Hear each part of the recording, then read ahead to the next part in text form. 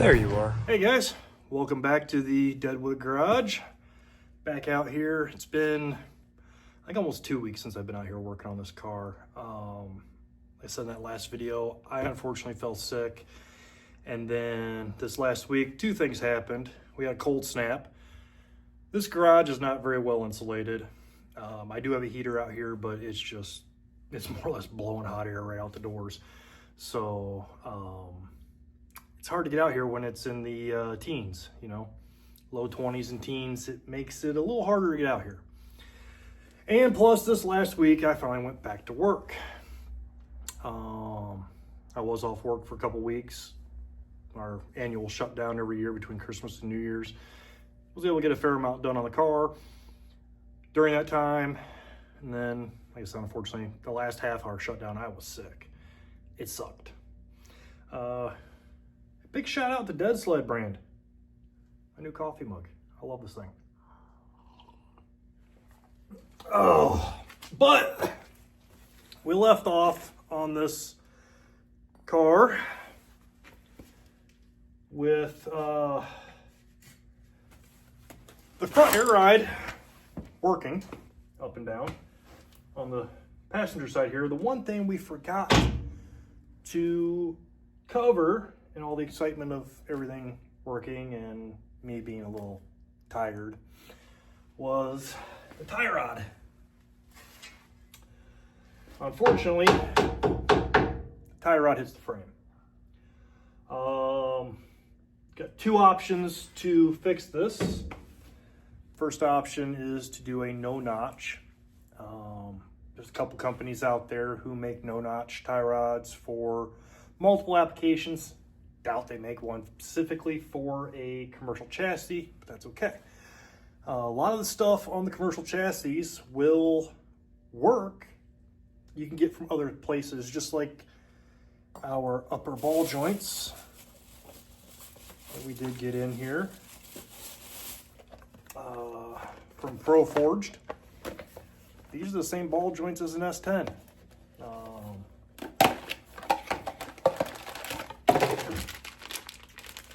Just so happens to be the same part that fits this commercial chassis, which is super nice.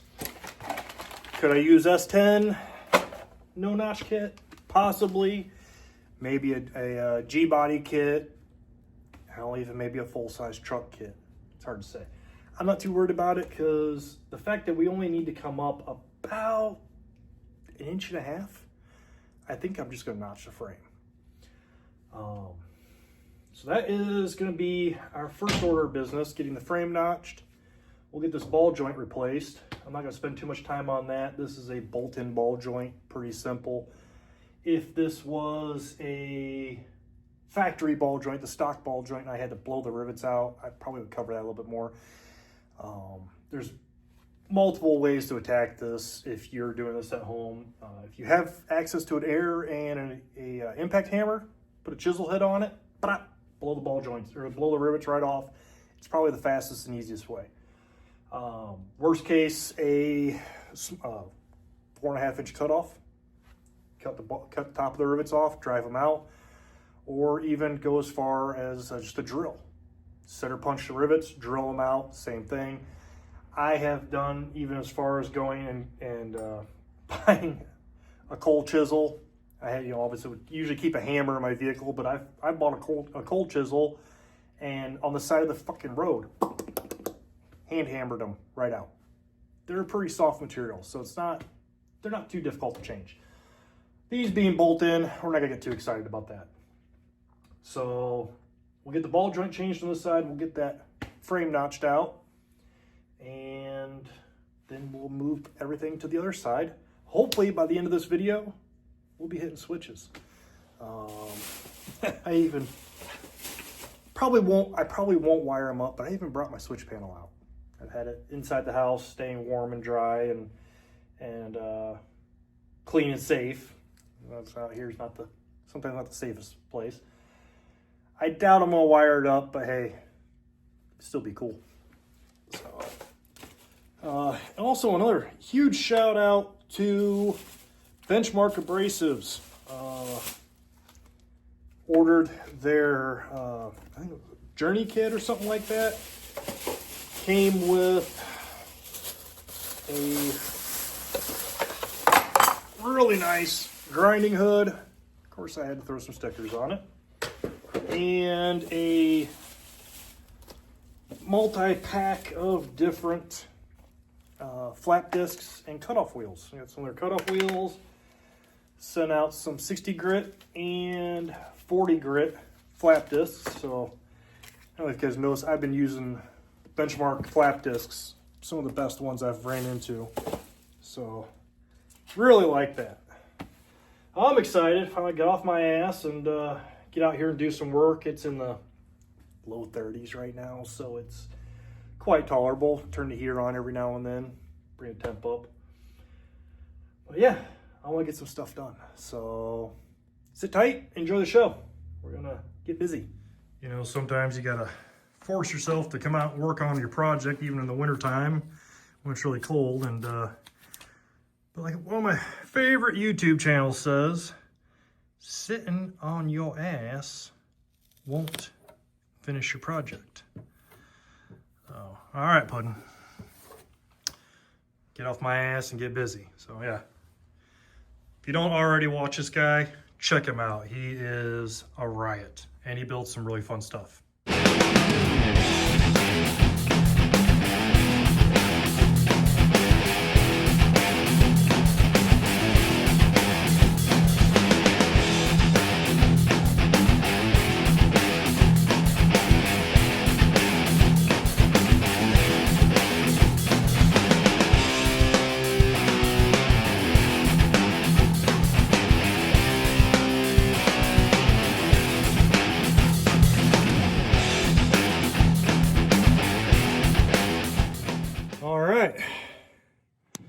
Now we've got ourselves quite the notch there. That should give us all the room in the world we need for our tie rods. One thing I will have to do, just to help, is I'm going to take these bolts, loosen the clamps up here on these two, and rotate them over so that way they will be out of the way. But I think we should be in pretty good shape right there. I like it. Now we just got to weld in a piece of metal to hide that hole, and we'll be in good shape.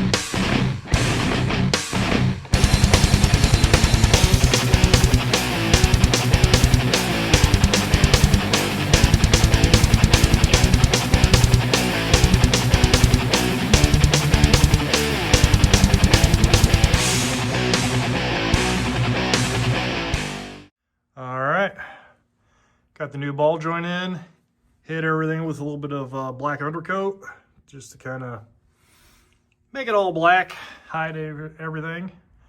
We'll let this dry and go attack the other side.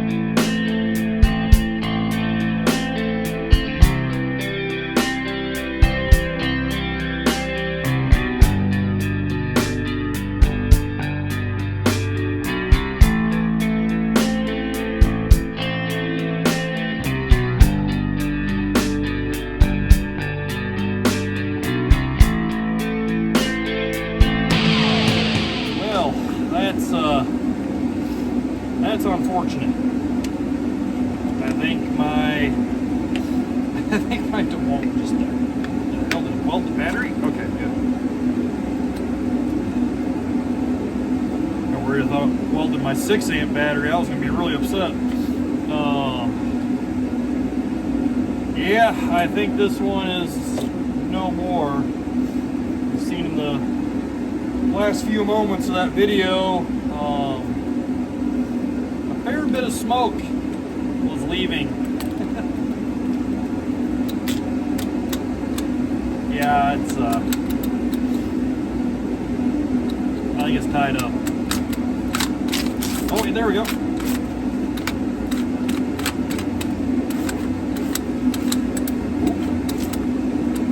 We might have something now. I'm gonna do the worst thing possible with this thing.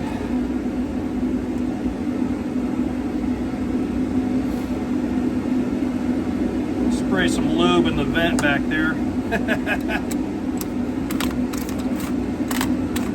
Back where those brushes are. Yeah,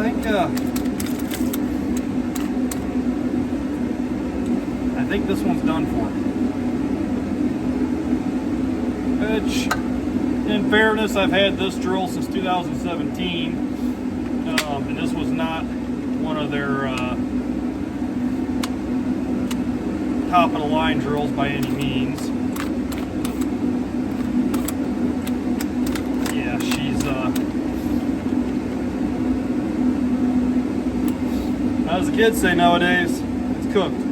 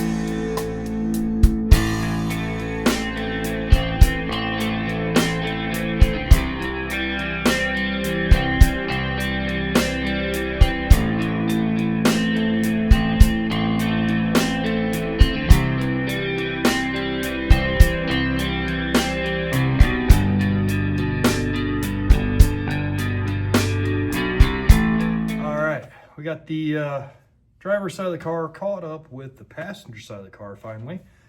You see, you got the new ball joint in, tie rod notch, everything cut out, trimmed out, ready to go.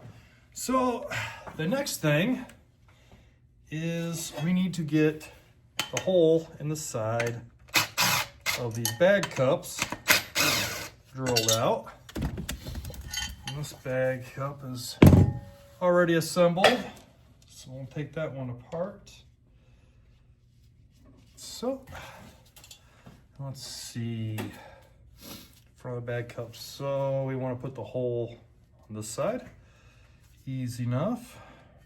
Yeah, probably just straight, right in line with those these bolt holes. We'll just punch the hole right there so that way the line can go out the side.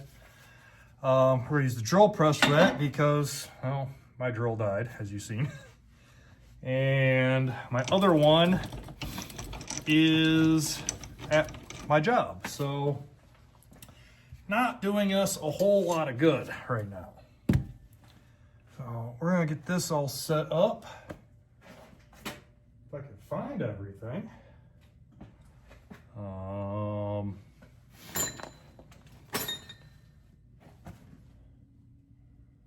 here it is. Looking for my bit. Now we're just gonna punch this out to 3/4. It's a 3/8 line. means it's about a 1/2 inch outside diameter. Get you guys in on my Harbor Freight drill press here. It doesn't do a bad job. I mean, I can't complain too much. For the money, it's not the worst thing I've bought from there. It is definitely not a production line drill press, that's for sure. Okay, so we want to go on this side. Put that down just a little bit more. There we go.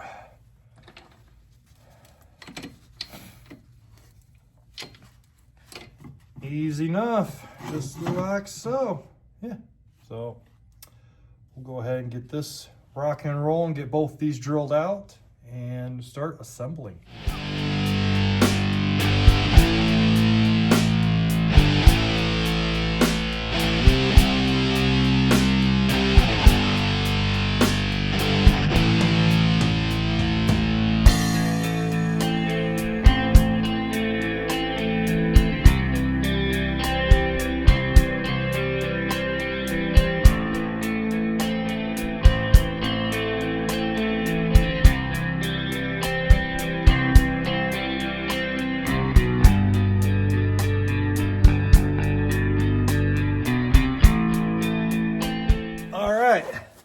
Well, I got a little ahead of myself here.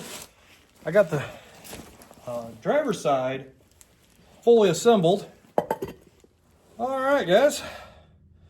Well, I got a little ahead of myself. Started assembling the driver's side. Got it all buttoned up. And we're getting ready to put the passenger side together here. Realized I didn't have a camera set up. So, you guys didn't miss much. Just me running the airline through the frame rail there. So we got the airline hanging out right here. We're gonna get that installed on our little fitting here and get this party started. Hoping, there we go. Nice. Got that in there real good. Hoping to hit switches here shortly. That would be something else. Get that in there.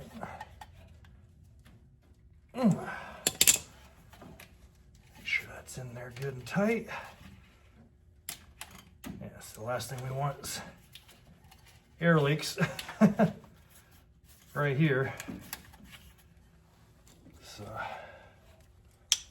once this goes together, it's no fun to take it all apart just because you got a leaky airline.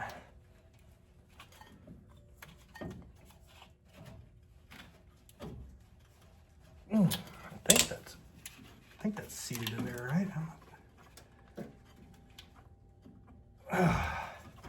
It's not coming apart, so that's a good thing.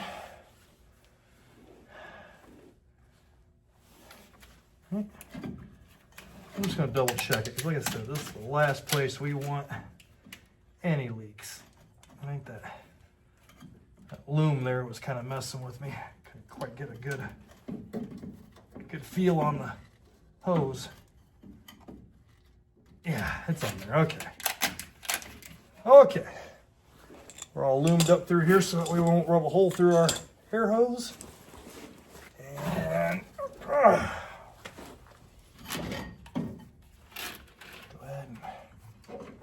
that up in there.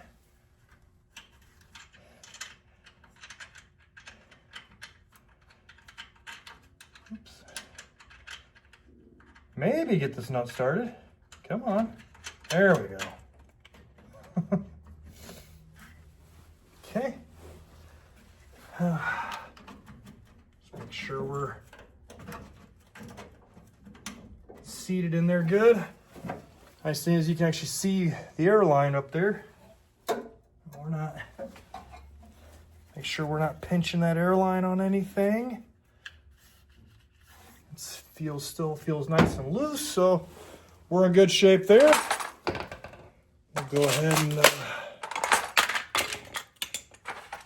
tighten that down. There we go.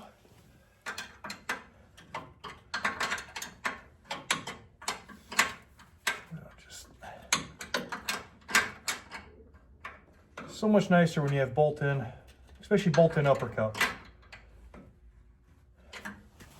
Lower cups, they do pretty good. They stay, the lower cup will stay in where it belongs pretty well on its own.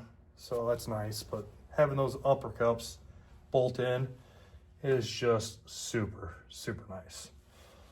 On that note, we need to bring floor jack over here.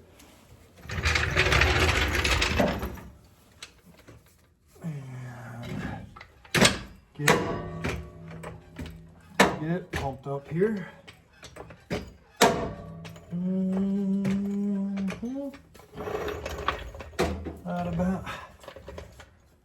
Right about there.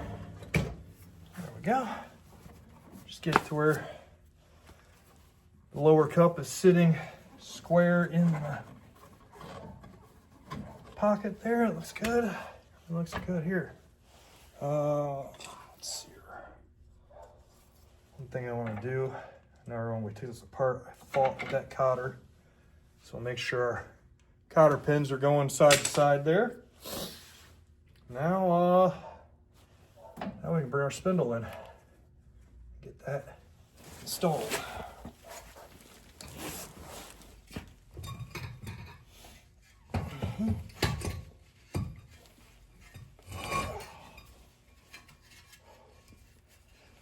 Oh, this thing doesn't get any lighter every time I pick it up.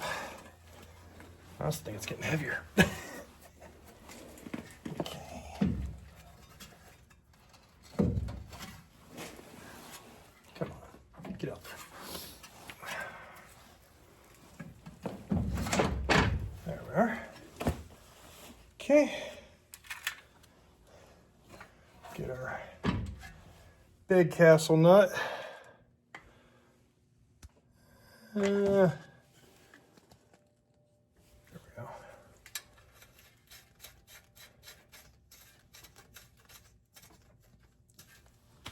Put that big boy on there.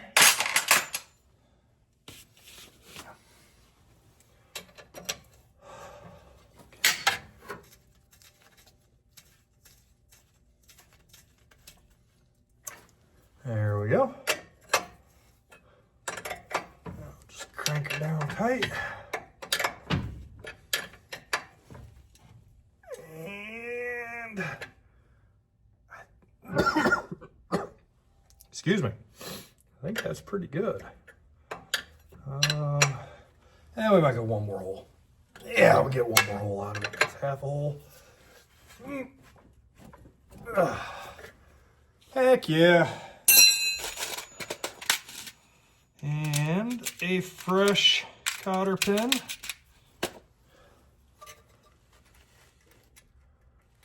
Cotter pins are cheap.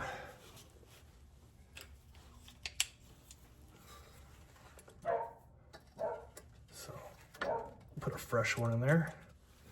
There, the neighbor's dog is back out. The dog will sit there and bark at his own shadow. All right. Well, go ahead and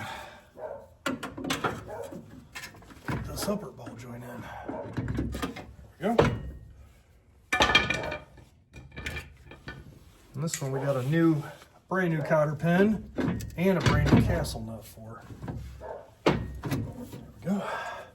One thing I did notice on the other side is it doesn't, the seat on here, the gap up here is a little higher, a little bit more of a gap. I'm assuming that is for the extended travel. Assuming. Because even when I tighten this thing down all the way, it didn't pull that gap in all the way. So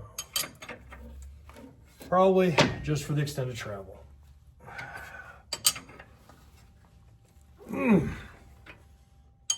Let's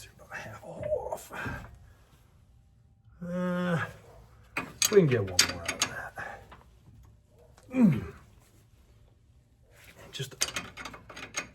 Just need a taste. That should do it. That should do it. Run our cotter pin in.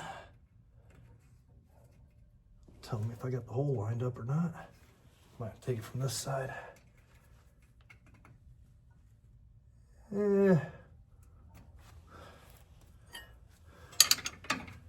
Just a buzz more. That's beautiful. Okay. I'll try to get it in from this side. But it's not going to happen, so we'll take it in from this side.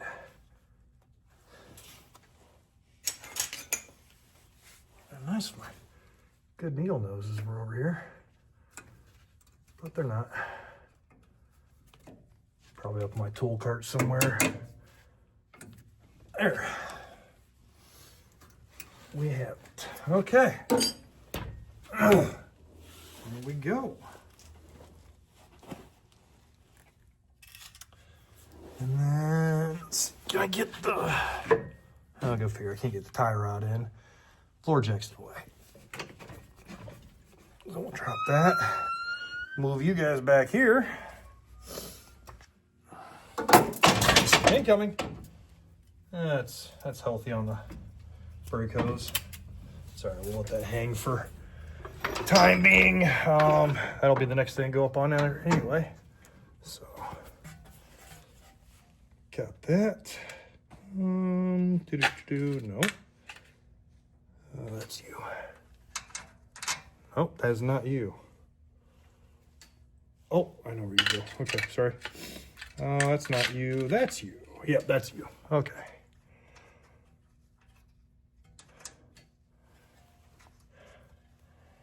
Challenge is going to be get these on.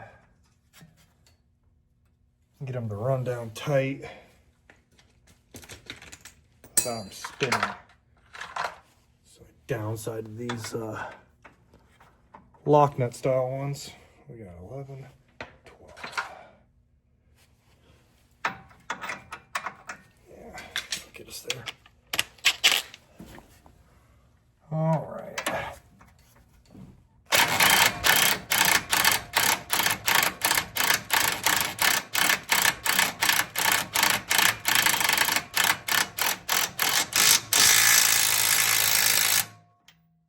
We go.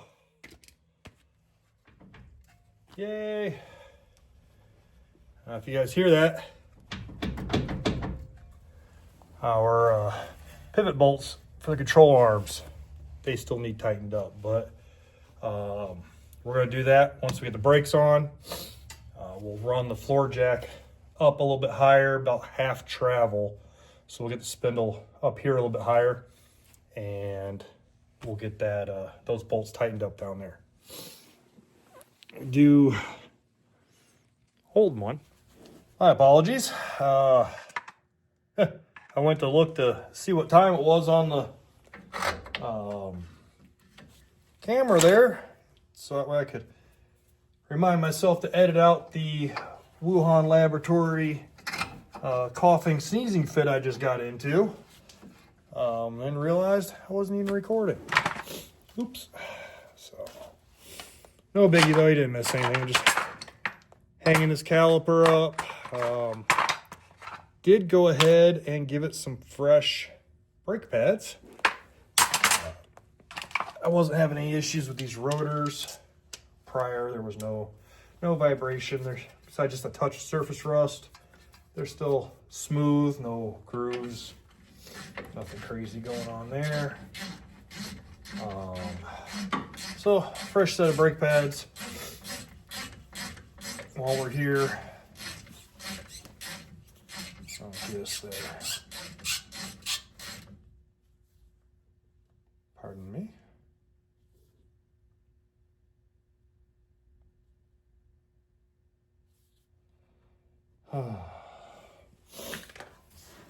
Okay. Yeah. That tight. And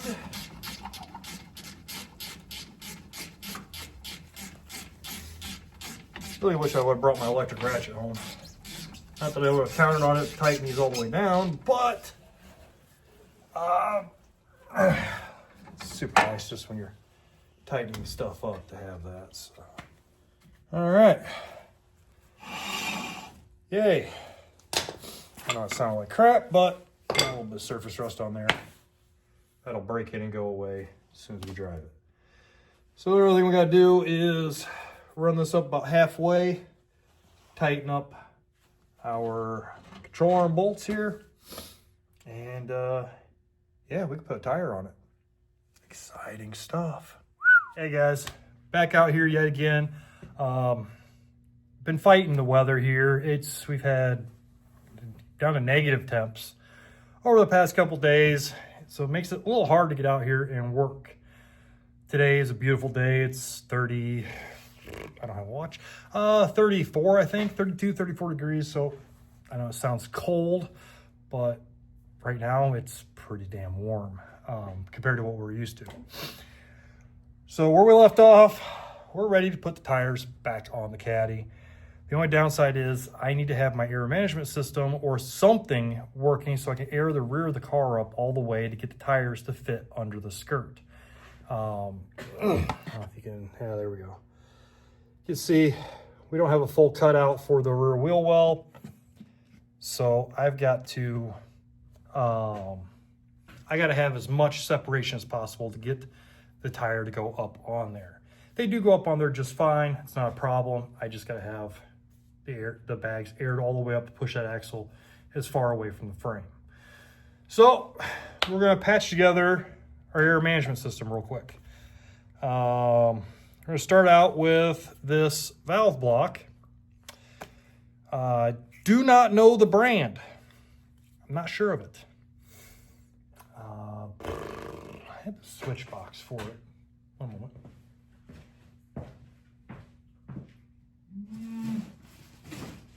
Maybe.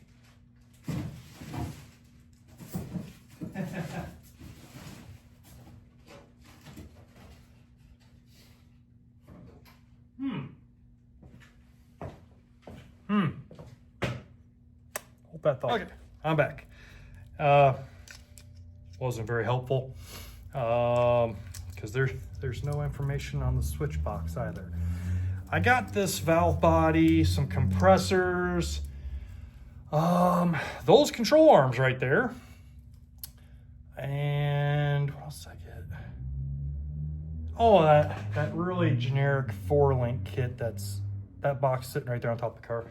A really, really thin 4-link. Most likely all eBay special crap. So I'm not putting a lot of faith into this valve body, but I thought, what the heck? If it saves me $400, cool.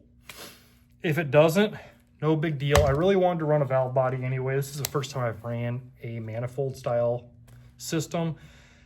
Traditionally, I've always just had individual valves, T's, plumbed up, lots of places for it to leak.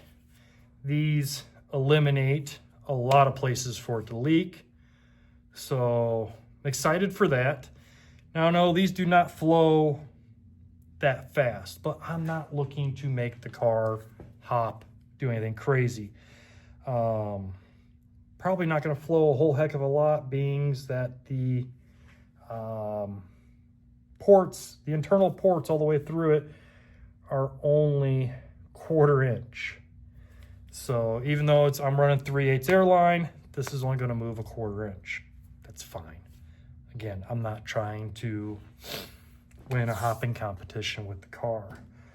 Like I said, it did come with this this cute little switch box. Assuming that's an on-off toggle right there. I don't know. Switches feel kind of mushy, but that's fine. That's okay. Not a big deal because I don't plan on running this. Temporarily today, yes. I probably will just use this out of convenience.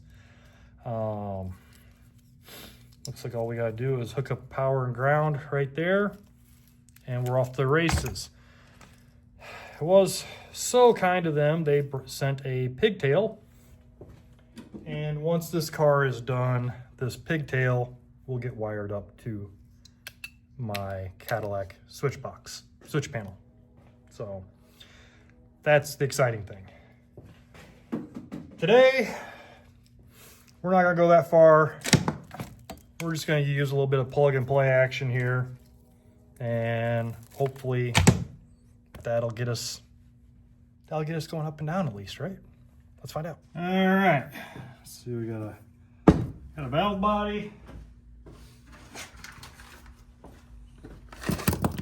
Got 1, 2, 3, 4, 5, 6, 7. Why do I only have 7 of these? There must be a loose one in the box, but that's okay. We only need 6. Oh wait, there's the other one. Okay, not that we need. Got that. I don't know if I want to tape these right now or not. Probably should. Hey, it would be really good if I could find all of my wrenches. Probably down here. What is that? 8/8 or 3/4? 11/16. Must be 11/16. There we go. 11/16. So we need to get our front left, rear left, RRFR. Right rear, front right, front left. Sure. So I'm just wondering if I want to tape these now. I usually like to use Loctite, but I don't have my tube of Loctite. Let me double check. Thinking my tube of the good Loctite is at work. Pretty certain of it. So, might just thread them in, throw a little tape on them for time being, and yeah, we'll just use a little bit of tape. Get these guys installed. So, we'll put this valve block together and make it happen.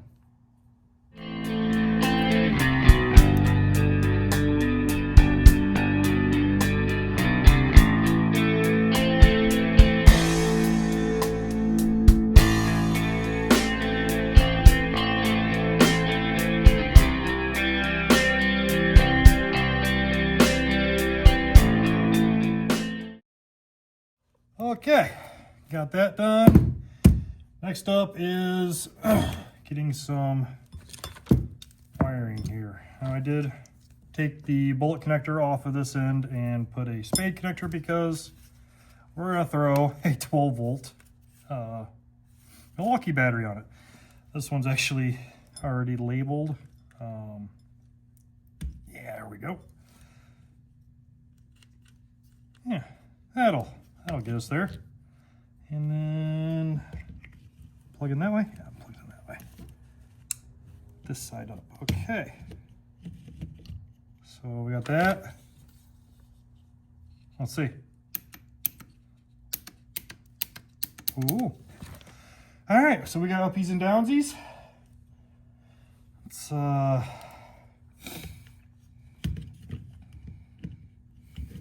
rig up a zip tie here to keep the whole thing kind of together. There. Now we've got ooh, we got something now, huh? All right. Then I've got my little manifold that I was using for the rear. This is actually going to be my in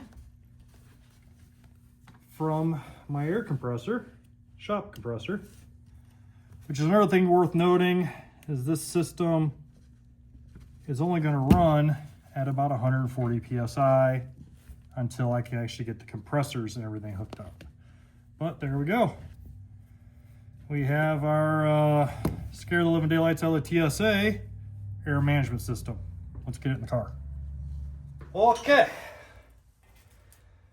Now, I don't plan on running or driving the car anytime soon, so probably can just go ahead and let it chill. Yeah, it'll chill right there. And then, let's see. This is gonna be left, right. This is gonna be right rear. So RR.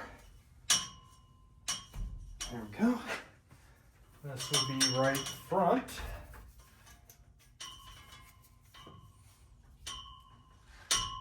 There we go.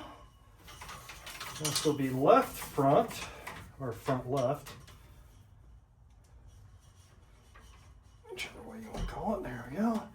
And well, last but not least, probably should have put this one in before the other one, but that's okay. There we go.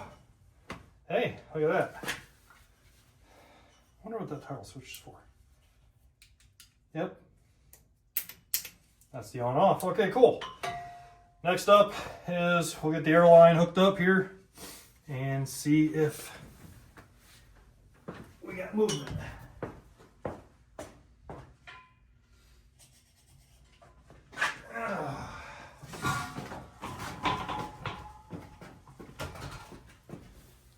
Alright, probably should have tested this outside the car.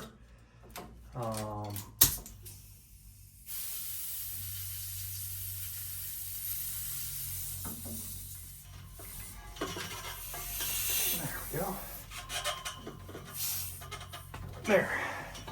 Didn't have those lines pushed in all the way.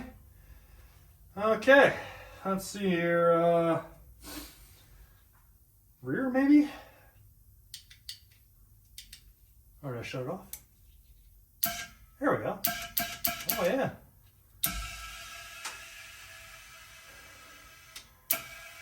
Well.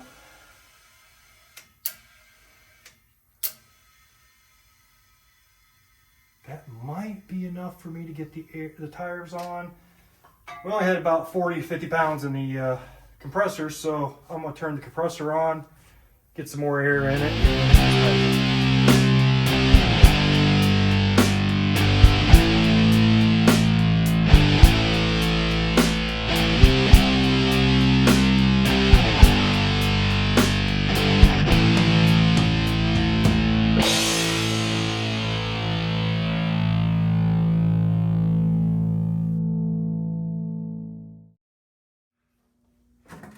All right, put that back up there.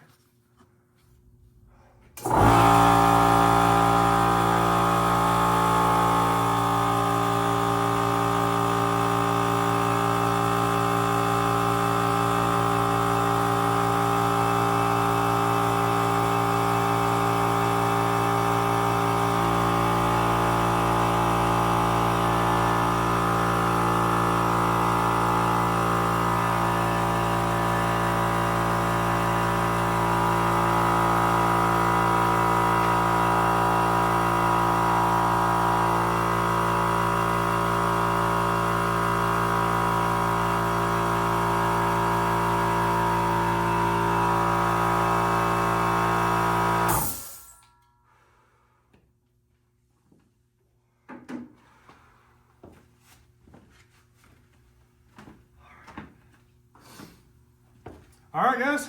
Well, hopefully this is a good view. I'm really hoping this is a good view. She is off the jack stands and on her own air system right now. Now, one thing I'm definitely gonna have to do is get the air management system working better, like actual compressors and stuff. This little shop compressor is only good to about 100 and barely 140 psi. So that's what she's sitting on right now, is about 140. Let's see what happens here. Yeah. Rear. Yeah, we're about 140 psi is about as high as we're gonna get. Not bad lift though. I'm not hating that.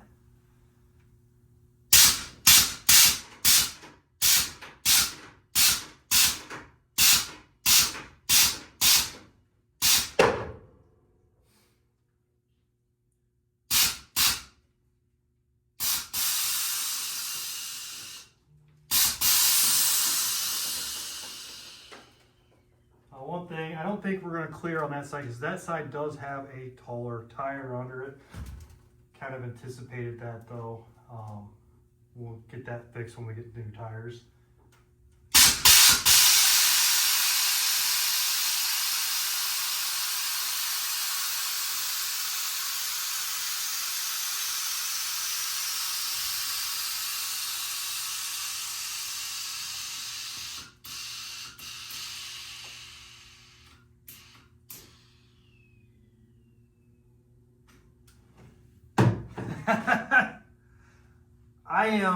I am not hating this.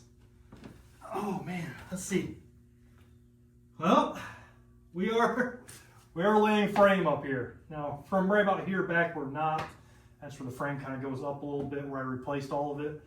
But the factory frame is on the ground.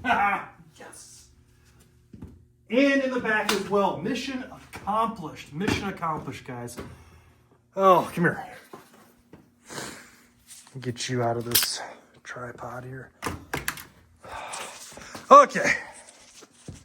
You're probably gonna want some light too. Yeah. Yeah, look at that. Look at that. Okay. Let's have a peek. Oh yeah. We are on the ground. You can see the frame right there. And it is on the ground. Then you see where my frame section starts. So we're not touching there. But come back here and yep, there we go. Right, come on. Get that camera down there. Get down there. There you go. Right there you can see we are on the ground. Oh yeah. She is on the ground. I almost took my battery charger out. So give you that's my kneecap. Oh yeah. On the ground. That makes me so happy. Oh, that makes me so happy to see that. Walking around here. Yeah. Shoulder height. Yeah. All laid out. See how close our fuel tank is? Miles under the fuel tank, miles under the exhaust. That makes me very, very happy. Still got tons of room. I can actually run a taller tire in the rear. I'm just not going to. Now this side, like I said, this side over here, I know we're not going to lay out because this tire is taller than the other three. Oops, sorry about that. Yeah, this tire is actually taller than the other three, so I know the tire is all the way up in there. And yeah, we got some daylight underneath the frame there, about a 1/2 inch, which I figured as much. Like I said, that tire, I know that tire's up into the, it's all the way up in there. So yeah, we'll fix that with the correct size tire, but I couldn't be any happier than that with that. Yeah, I wonder why my garage gets so cold. Well, that and the fact that there's no insulation anywhere. I got 4 vents up there to let all the heat right out. Oh well. But yeah, this side. Oh man. That is so cool. That is phenomenal. Well, let's see it go. All right. Got the old switch box. Let's see. Front.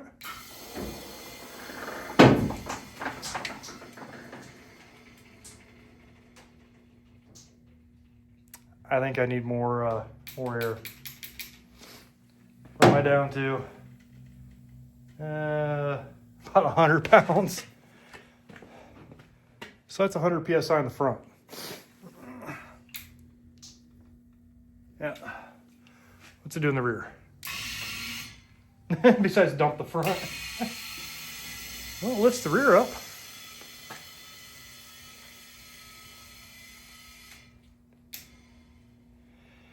Definitely going to need to run 200 PSI in this car. There's no question. But, hey.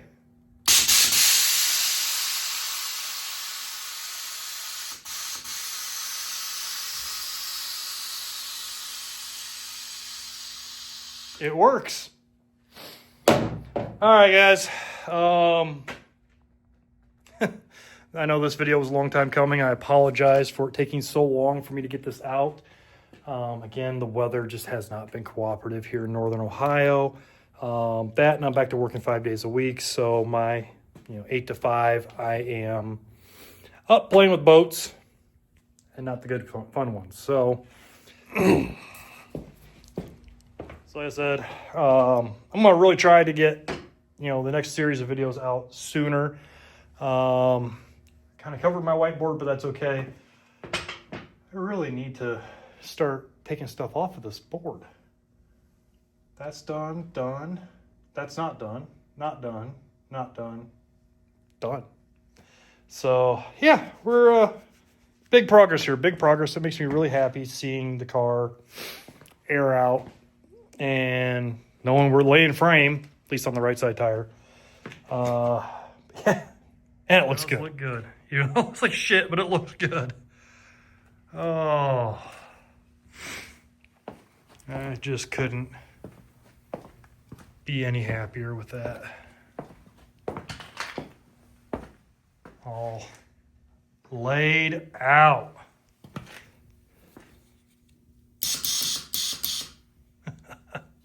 So guys, many thank yous for hanging out, watching this. Let me know what you think. Let me know what I did wrong, what I might have done right. And I will see you in the next video. We're going to put floors in this old girl.